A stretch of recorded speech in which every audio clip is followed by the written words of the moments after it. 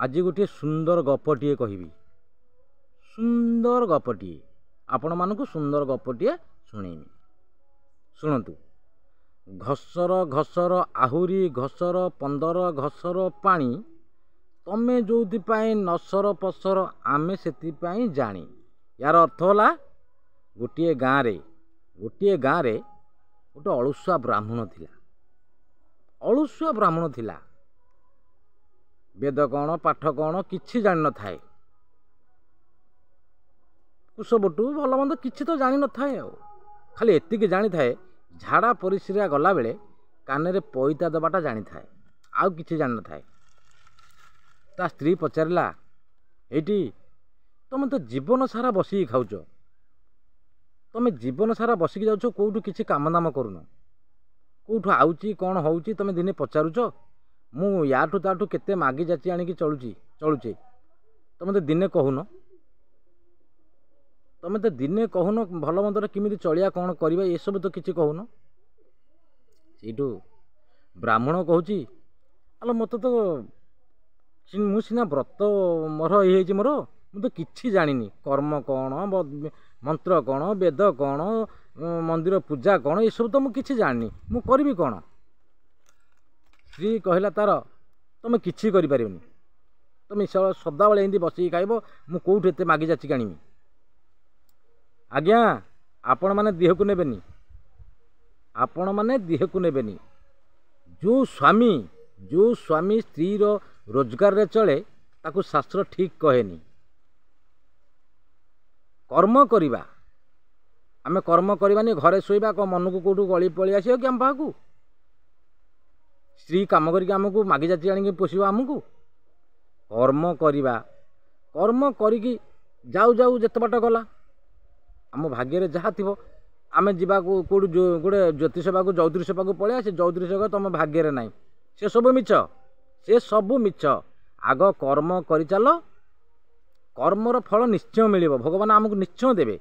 जदि किसी से असुविधा है भगवान को दोष दबा आम कर्म कले कि भल मंद कले बोली आम तो कर्म करवानी आसवा कौटू। ता स्त्री से बहुत गाली गुरज कर ब्राह्मण कहला हाँ ठीक अच्छे जदि कहूँ मु राजा पाखु जीवी आ। ब्राह्मण से बाहर की गला जाऊँगी रास्तार जाऊँगी बहुत खरा होना बहुत खरा हो झांझी पूरा पिटुची आगे गोटे गछटे थिला से गछ मूल जाकि विश्राम नला। ब्राह्मण जाकि से गछ मूल विश्राम नला किछि समय जाइए सी ऊपर डुहाई रे गोटे शुआ आ गोटे सारी बसिचंती। शुआ कहूँ सारी मु तते गोटे प्रश्न पचारि तू तार उत्तर दबु। सारी कहूँ तुम कहून शुआ कहला ठीक अच्छे मु कहूँ। सेठू शुआ कहला घसर घसर आहुरी घसर 15 घसर पानी तमे जो नसर पसर आमे से जानी। ये ब्राह्मणर कान पड़ा आउ काना किसी जानी ना ब्राह्मणर कान जिते पड़ा फट कि उठिकी कहला यार आरपटे गले मत भल गचर आरपट कड़ को गले हरी मत शुभ भल छिड़ा पड़ा। शुआ जिते बड़े कही ये कथाटा कहला सारी तार उत्तर दिए। सारी कहूँ जानी तमें कहून जिते बड़े शुआ उद्यम हुए कहवाई तार उत्तरटा ये ब्राह्मण तो छिड़ा हो पालानी आड़पट कड़ू जावाक शुणा भल रे ये शुआर शारीर तलू को देखिले तलू को जिते बड़े अनेक देखिले ये गछ मूल जड़े छिड़ा कहला रे ये किए गछ मूल जड़े छिड़ा आमको धरी नब लगुच सी जगार सी फुरकी उड़ीकी पलि गले। ये ब्राह्मण कहला हो मु कहीं छिड़ा होती खाली सीना प्रश्नटा शुणिले हेले उत्तर पाई पारिनी मु कहीं आरपट को जाई कहीं माने अकलिया पड़ी था भल सब जाक प्रश्नर उत्तर सब जानी था। कहला छाड़ हेले गोटे पद तो शुणी से गोटाक पद राजा पाखे कहबी आठू गला जाकि राजा दरबार में पहुँची गला। राजा देखिले सेठू ब्राह्मण को कहले कौन ब्राह्मण सब महाशय आसीगल अच्छा तुम किसी भल उपदेश आम मानक दबा आज किसी ज्ञान चर्चा कर ये ब्राह्मण तो किसी जानी कहला हाँ कहबी आ कौन। राजा कौन कले राज्यर जेते लोक भल मंद मंत्री सेनापति कटुआला पंडित ब्राह्मण जेते थे समस्त डकैले समस्ते आसिले आसिकी सभा गोटे बसिला बसिया पर राजा से कहले ये अळुसुआ ब्राह्मण को कहले ब्राह्मण महाशय तुम ज्ञान चर्चा टिके शुण आमको। ये ब्राह्मण कला माने थरु थाई आड़े माने किसी तो जना ना थरु थाई कौन ठक ठक भितर भितर थरु थाई से जानी थे कौन कहीदेव किसी तो जानी खाली से पदुटी जानी से पद जो सारी शुआ कही से पदुटी खाली जानी आ कि जामार ना से कहला हाँ आज्ञा कहूँ घसर घसर आहुरी घसर 15 घसर पानी तमें जो नसर पसर आमे से जानी। ब्राह्मण जो कथा कहीदेला कहला पुणी राजा कहला आज्ञा यार उत्तर दियो। राजा कहला हाँ ठीक अच्छे उत्तर तो देबू दबू आम आ कौन। राजा सेठू पंडित मानू पचारे पंडित महाशय समस्ते यार प्रश्नटा शुण यार उत्तर दियो।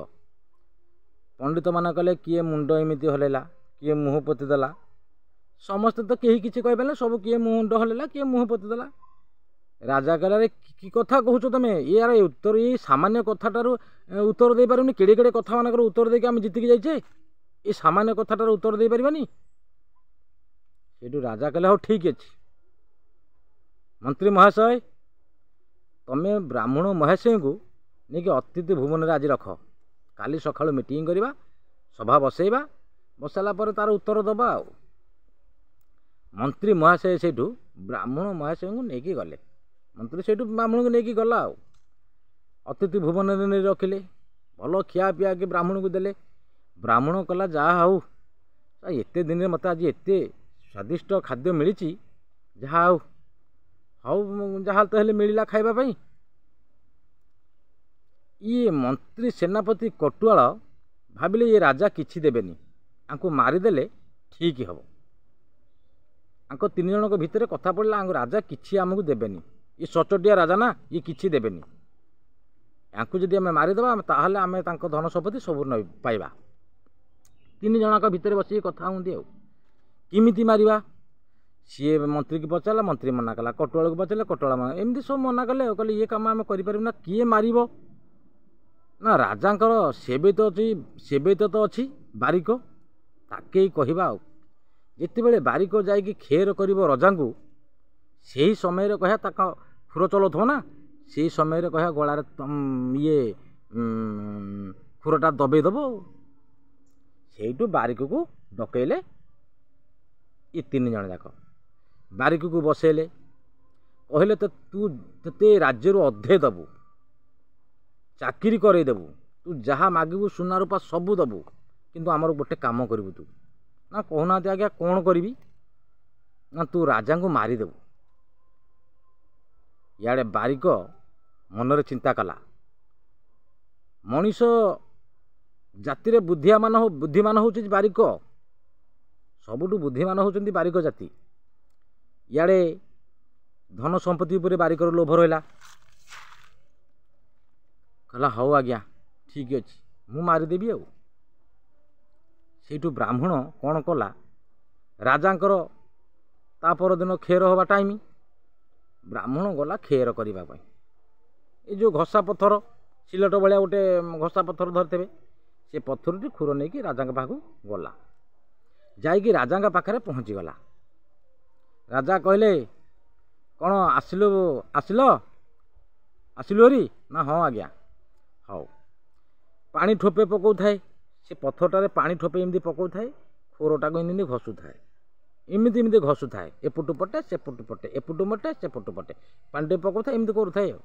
राजांकर मन अच्छी कौटी ना ब्राह्मण महाशय जो कहते से कथाटा ही मन भितर खाली एपट सेपट हो पाटिरू बाहरी पड़ा घसर घसर आहुरी घसर 15 घसर पानी तमें जो नसर पसर आमे से जानी जिते पाटिरू कथाटा बाहरी पड़ा ना ବାରିକ କହିଲା ଆଜ୍ଞା ମୋର ଭୁଲ ହେଇଛି ମୋତେ କ୍ଷମା କରିଦିଅନ୍ତୁ। ଆଗ ପାହାଁ ପଡ଼ି ତ ପଡ଼ିଗଲା ରାଜାଙ୍କ ପାଦ ତଳେ। ଆରେ କ'ଣ ହେଇଛି ଉଠୁ, କ'ଣ ହେଇଛି କ'ଣ ତୋର, କ'ଣ କାହିଁକି ତୁ ଏତେ ଅଧୈର୍ଯ୍ୟ ହେଉଛୁ କ'ଣ ପାଇଁ?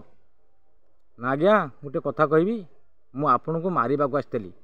ଆଁ ତୁ ମୋତେ ମାରିବାକୁ ଆସିଥିଲୁ? ନା ହଁ ଆଜ୍ଞା, ସେନାପତି ମନ୍ତ୍ରୀ ଏମାନେ ମୋତେ ପଠାଇଥିଲେ ମାରିବା ପାଇଁ। କାହିଁକି? ମୋତେ କହିଥିଲେ ଏ ରାଜ୍ୟରୁ ଅଧେ ତତେ ଦିଆଯିବ, ଚାକିରି କରିବୁ, ଭଲ ମନ୍ଦ କରିବୁ, ସବୁ ଦେବୁ, ତୁ ରାଜାଙ୍କୁ ମାରିଦିଏ। କହିଲା ହଉ ଠିକ୍ ଅଛି, ଠିକ୍ ଅଛି, ତୁ ଠିଆ ଅଛି ଏଠି ବସ୍। ସେଇଠୁ ଦୂତମାନଙ୍କୁ ପଠାଇଦେଲେ ରାଜା। ମନ୍ତ୍ରୀ ସେନାପତିକି ଡକାଅ। ଡାକିକି ଆଣିଲେ, କହିଲେ ଏ ଦୁଇ ଜଣଙ୍କୁ ନେଇକି ବନ୍ଦିଶାଳରେ ରଖ। ବାରିକକୁ କହିଲେ ତୁ ସତ କଥା କହିଲୁ ବୋଲି ତେତେ ଦଣ୍ଡ ନାହିଁ, ତେତେ ଛାଡ଼। ରାଜା କହିଲେ ତୁ ସତ କଥା କହିଲୁ ବୋଲି ତେତେ ଛାଡ଼ କରାଗଲା। ତେଣୁକରି ତୋଠି କିଛି ଅସୁବିଧା ନାହିଁ, ତୁ ସତ କଥା କହିଥିଲୁ, କିଛି ଅସୁବିଧା ତୋର କ'ଣ ଅଛି, ତୁ ତ ସତ କଥା କହିଲୁ। ରାଜା ସେଇଠୁ କିଛି ନ ଭାବିକି ଅତିଥି ଭୁବନକୁ ଚାଲିଲେ। ଅତିଥି ଭୁବନକୁ ଚାଲିଲେ, ଯେଉଁଠି ଅଳସୁଆ ବ୍ରାହ୍ମଣ ଅଛି ସେଇ ଜାଗାରେ ଯାଇକି ପହଞ୍ଚିଗଲେ। କହିଲେ ବ୍ରାହ୍ମଣ ମହାଶୟ ନମସ୍କାର। ଆଜ୍ଞାକୁ ନମସ୍କାର ଆଜ୍ଞା।